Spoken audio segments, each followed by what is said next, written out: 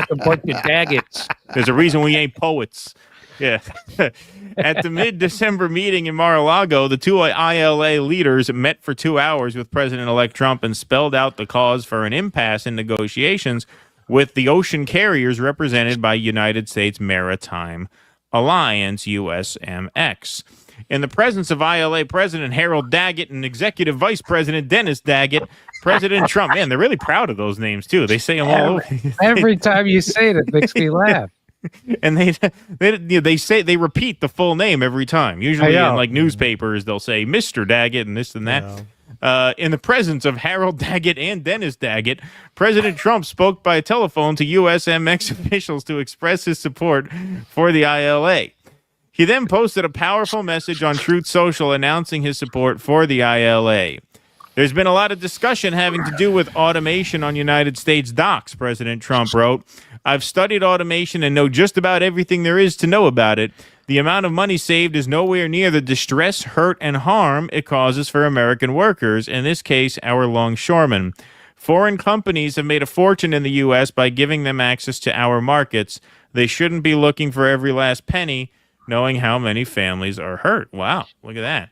The ILA leader said his union now regards President Donald Trump as one of the greatest friends of organized labor and champion of the working men and women of this country.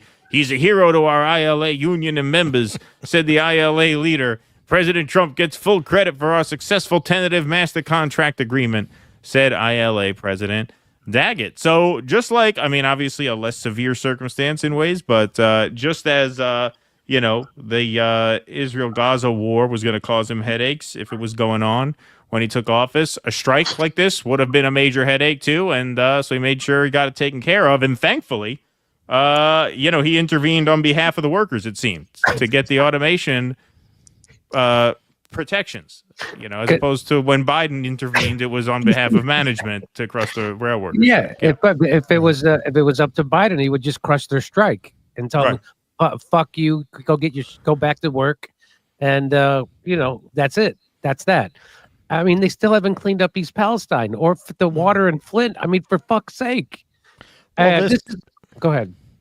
Well, this is the big question going forward. We've been speculating on this for years. I wrote a speculative article, I don't know, a couple of years ago, that really, if you're a progressive and you want to continue to work within the two-party system, you're probably better off trying to move the Republicans on economics than to stay within the Democrats and try to move them on culture.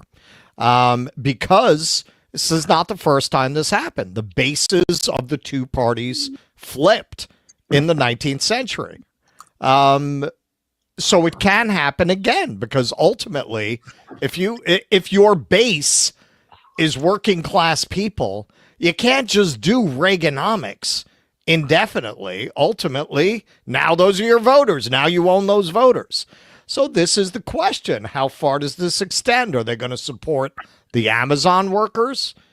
Are they going to put an anti-union maniac at the NLRB? So far, so good. The person that he picked was a pro-labor person, more pro-labor than anybody expected. And what the Democrats are now are very much what Republicans used to be. The professional managerial class used to be Republicans. If you were a doctor, if you were a dentist in 1960, you were probably a Republican. Now you're probably a Democrat. So, yeah, we could be seeing, we've already seen a political realignment. Is the Republican Party going to meet the moment and become a pro-labor party? Well, we'll see. I mean, Trump has done more for labor in the last few months than the Democrats have done in many years. It comes down to let me play this for you. On the other hand, Trump is so new that this is the second point, for every blue-collar Democrat we will lose in Western PA, we will pick up 2-3 moderate Republicans in the suburbs of Philadelphia. And you can repeat that in Ohio and Illinois and Wisconsin. The voters who are most out there figuring out what to do are not the blue-collar Democrats. They are the college-educated Republicans who lean Republican or are independent and in the suburbs. So that is the Democrats. That's the Democrats there just admitting that they're no longer the party of work. I don't know if could you hear that properly? Yeah. Well, that's the famous. Well, everybody knows that famous clip. Yeah, no, they hate working class people. They hate them. The reason they have focused so much hatred on the white working class is because you can't do it to black and brown people anymore. They hate workers. So they focus that it's workers in general. They just hate working class people, but they focus it on white working class people to make it seem like what they hate is racism. They don't hate it's not about racism. You don't like working people. You hate them. You see them all as Archie bunkers. They always have. This is how I always describe it. The Democratic Party today is Mike and Gloria come to power. That is very much Mike and Gloria's party. When Clinton came in, that was the triumph of that generation. And what was the first thing they wanted to do? Get Archie out of the party. Get everyone like him out of the party. Yes. Wow, look at you. And it turns out Mike actually became the biggest shit lib in the world. And and now he had to check himself into a facility. And that's not saying, oh no, racism is great. That's how they saw working class people in general. They're all Archie bunkers. They're all Archie bunkers. Obviously, that's a cliche and a stereotype, but that's how they saw them. And they ignored the fact that victories and economic victories for the working class benefited people of color, and it benefited gay people, and it benefited trans people. They lost sight of that. Right. No, they made it as if this is all about white people. Right. And that is why, down to this day, they've had to get increasingly bizarre in their performative outrage around identity issues because they have nothing else to pretend to be left about. You know, it's like that book I read by the she was, I think, Asian, and about the professional managerial class, and she was the one who made the point. And Catherine Liu, yeah, Catherine Liu. I had her on the show. Oh yeah, that's it. And she said that the majority of poor people in America are white. And that if you help poor people, you're also going to help poor black people, and so this just focusing a race-based politics is a mistake, which was kind of what I was trying to tell. Not kind of, it's exactly what I was trying to tell Cornel West when he came on my show. That's a loser. If you want to go be a black activist, that's fine. But if you want to talk about, if you want to be a president and lead with white supremacy, you're calling most of the poor people in America white supremacists. That's how they hear it. Right. And they're not supreme. They don't feel supreme to anybody. Right. It's because they abandoned the idea of really attacking the underpinnings of the economic system. That's it. If you're trying to be buddies with Wall Street, but you want to have the pose of being a left radical fighting injustice, where do you go with that? If you're not going to talk about class, you're not anti-management, you're not anti-capital, you're not even anti-billionaire. You literally put someone on stage at your convention to brag about how he's a real billionaire. This is how far you've gone from any economic theory of politics. Where do you go? Where do you go? It's got to be increasingly bizarre, out of touch, and arcane identitarian signaling, because otherwise, what would you talk about if you're a left with no economic theory? That's right. Please clap. Please clap. All right. Come see us on tour in Dallas, Texas, Baltimore, Atlantic City, Cohoes, New York, and Providence, Rhode Island. Go to jimmydore.com for a link for tickets, and only there.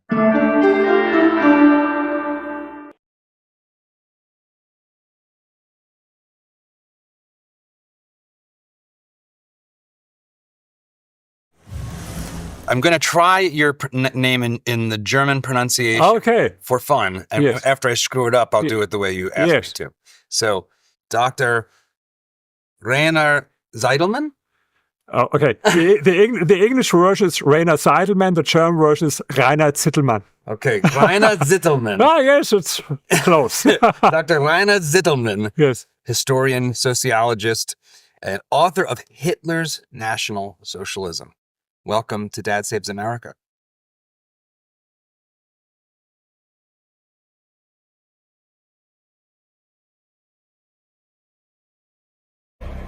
Okay, let this sink in for a second. Today started with the outgoing president, Joe Biden, who's still president at the time, obviously, preemptively pardoning the people who investigated the January 6th attack on the Capitol and the officers who defended the Capitol that day. Now, just a few hours later, the person who incited that attack took the oath of office for the second time in the very same building, the Capitol, where the attack took place. And just moments ago, literally in the last 15 minutes, in the Oval Office, which is a choice, Trump issued pardons for approximately 1,500 people convicted of crimes related to that attack and commuted the sentences of 6 others as well. And we're going to spend a lot of time talking about that through the course of this evening with a lot of people who know a lot about it. But I want to catch you up just in case you're just tuning into what happened today, because it was not exactly a normal inauguration day in any way. Senator Adam Schiff, who played a key role in investigating the insurrection and who was therefore the recipient of one of those pardons I mentioned from President Biden, is going to join me in just a moment. He was also at the Capitol today, where he watched the man who has threatened him repeatedly be sworn in as president once again. And amid some of those truly mind-bending dynamics I've just gone through, there were moments today that bizarrely seemed kind of normal on the surface, and that was by design. President Joe Biden and Dr. Jill Biden greeting the Trumps before hosting them for tea. That must have been quite a tea. Biden and Trump also rode over from the White House to the Capitol as outgoing and incoming presidents have for generations. That was between all of these pardons. But some of the visuals were also very different than what we are used to, through Democrats and Republicans who have been inaugurated. For one, the inauguration was held inside, and that meant the audience was much smaller and far more exclusive. I mean, the room was filled with a very strange intermingling of incoming cabinet nominees and family members and, billionaire tech CEOs. You can see Mark Zuckerberg there. You can see the President Tim Cook of Apple there, all standing right behind Trump, all together in a happy little jolly band.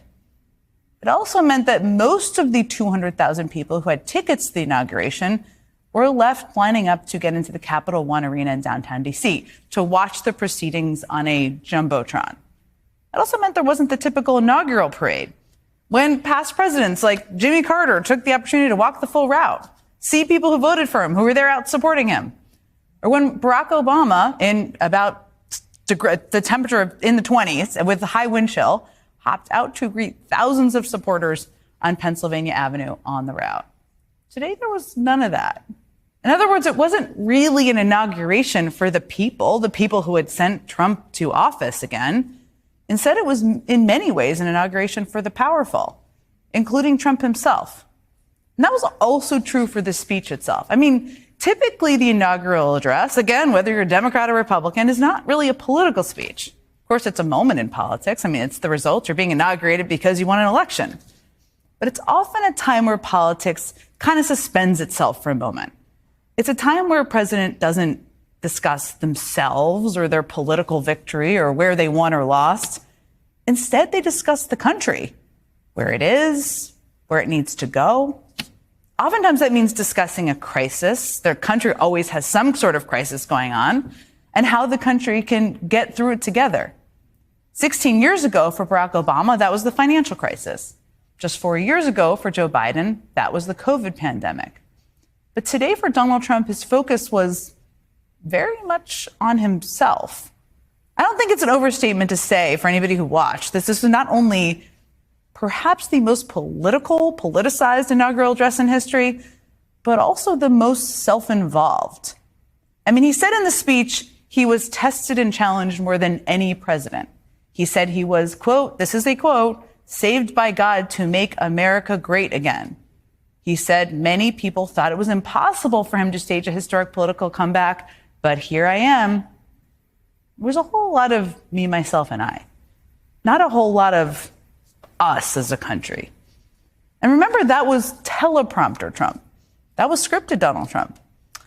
Less than an hour after that inaugural address, in a second set of remarks at the Capitol today, we got an even clearer picture of what was really on his mind. I did have a couple of things, to say that were extremely controversial.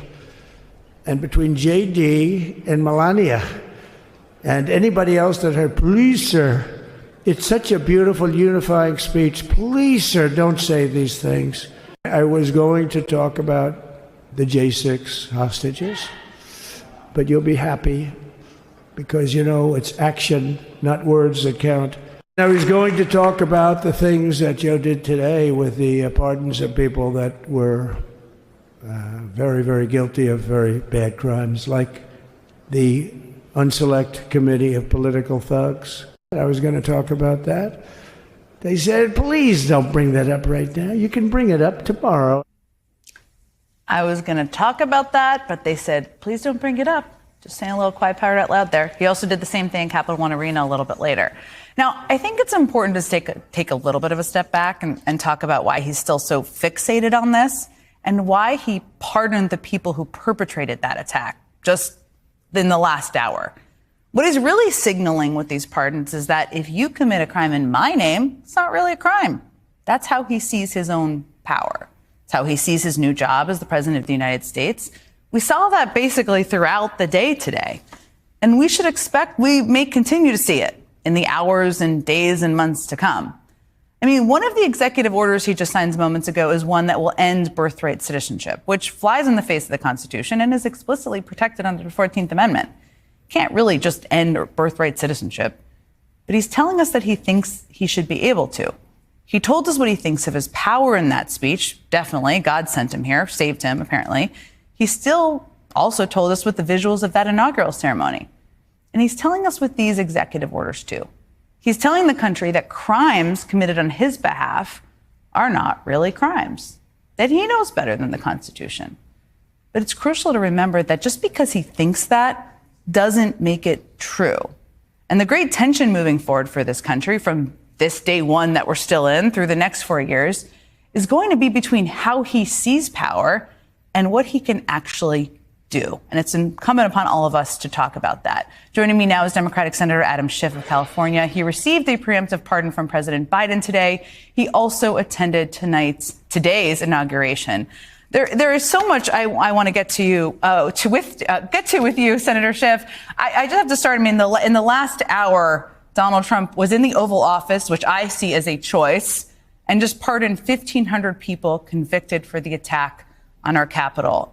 You did so much important work on the January 6th committee. You have never held back in talking about the impact of this on our country. What is going through your head right now?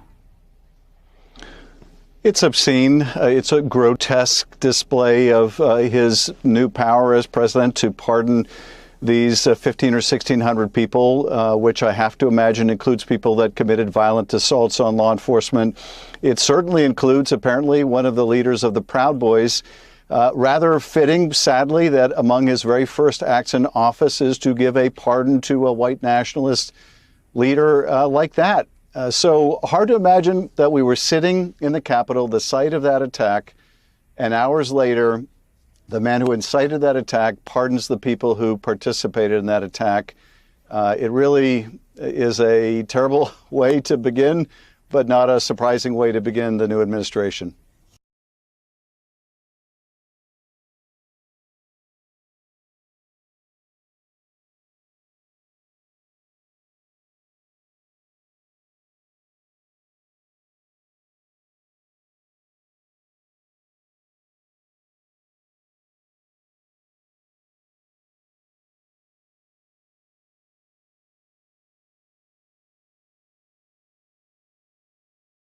This order will apply to approximately 1,500 people, sir. So this is January 6th. These are the hostages. Approximately 1,500 for a pardon. Yes. Full pardon. Full pardon or commutations? Full pardon. We have about 6 commutations in there where we're doing further research. Okay. Nice to see you again. And you too.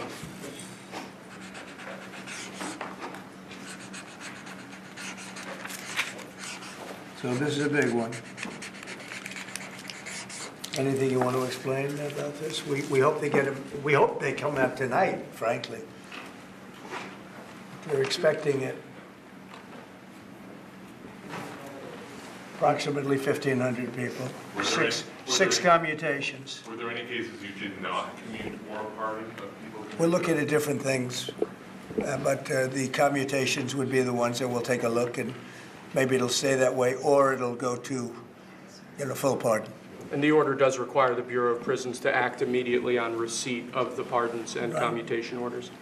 Sir, this is an Why don't we get that down so they can get them going right now? Yes, sir. Is that okay? Yep, absolutely. This is a proclamation guaranteeing the state's protection against invasion based on the current crisis at the southern border. It invokes various executive powers relating to the ongoing invasion at the southern border.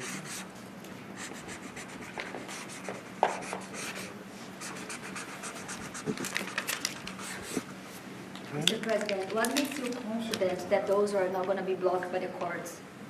I don't think they will. I don't think they can be. They're very straight up.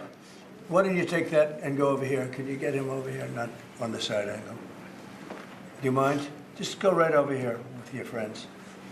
Okay? Sir, this is an executive order realigning the United States Refugee Admission Program to better align with American principles and American interests.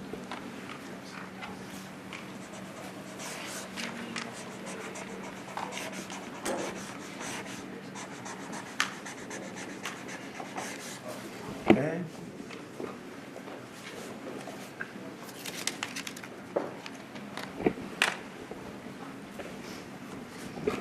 Sir, this next executive order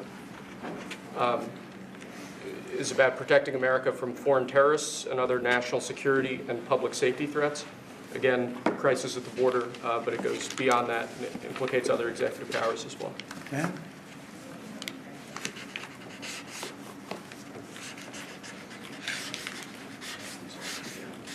President Trump, if the cartels are now going to be seen as foreign terror organizations, would you think about ordering U.S. Special Forces into Mexico to take them out?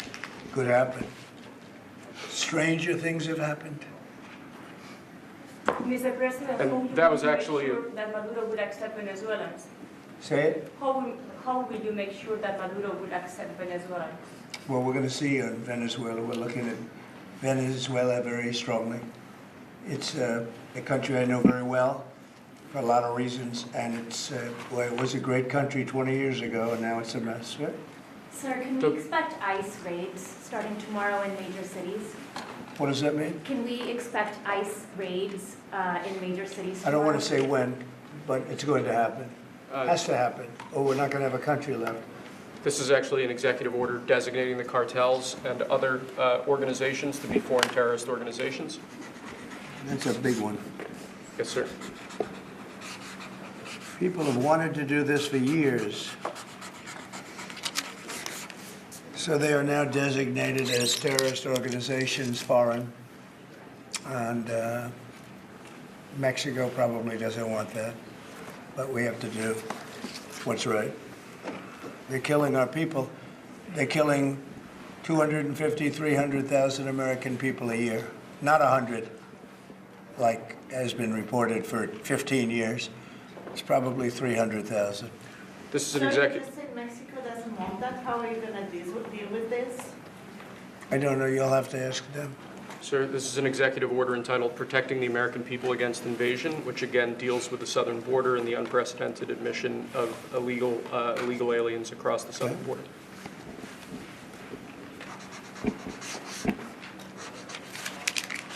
What do you see the biggest national security threat to the U.S., Mr. President? What's going to be your priority on foreign policy? Say? What's going to be your priority on foreign policy? What do you see as the biggest Well, national foreign security policy is a threat? big statement. I mean, my priority on foreign policy, it's going to be to keep America safe. Very simple. It's a big question, though. That's a very big question. Who is going to be the first foreign leader that you plan to meet, or who are you going to call tomorrow on your first day? I've already been meeting people. I've been meeting them. I've been talking to them. I met with Prime Minister Trudeau, who I call Governor Trudeau. I met with numerous foreign leaders. Go ahead. Sir, this next order relates to the definition of birthright citizenship under the 14th Amendment of the United States. Good. That's a good one. Birthright. That's a big one. What about that one in the court? That one is likely to be. Could be. We think we have good grounds, but you could be right. I mean, you'll find out. It's ridiculous. We're the only country in the world that does this with birthright, as you know. And it's just absolutely ridiculous. But, you know, we'll see. We think we have very good grounds. Sir, people have wanted to do this for decades. Sir, this is a proclamation declaring a national emergency at the southern border of the United States. That's a big one. A lot of big ones, huh? You know what that means, right? President Trump, did President Biden leave you a letter? He may have. Wait. Don't they leave it on the desk? I don't know. Oh. What's in there? Thank you, Peter. It could have been years before we found this thing. Wow. Thank you. Can you read it on the outside? Maybe we should all read it together. Let's read it. Well, maybe I'll read it first and then make that determination. That sounds great. Peter, thank you very much. I may not have seen this for months. Happy to help with the passing of the torch. I did. I left him one in the desk just like this. What are you talking about in the moment? Unification of our country. You know, I didn't know that he gave a pardon to his family because he did it during my speech. He didn't tell you in the letter? No, he didn't tell me. No. He did it. They released it during my speech. I mean, during my speech. So all I could do was say, excuse me, I'd like to come back and speak some more. So, no, we were surprised by that. Mr. President, It's bad precedent, obviously. Where are you thinking on tariffs on Mexico, given these actions you're signing on the border? Well, we're thinking in terms of 25% on Mexico and Canada because they're allowing vast numbers of people. Canada's a very bad abuser also. Vast numbers of people to come in and fentanyl to come in. When do you think you would enact those? I think February 1st. Are you planning on giving notice of that? I think we'll do it February 1st. 25% on both, sir? Sir, on each. On each, yes. This is an executive order taking a large number of executive actions to secure our southern border. Okay. Sounds reasonable.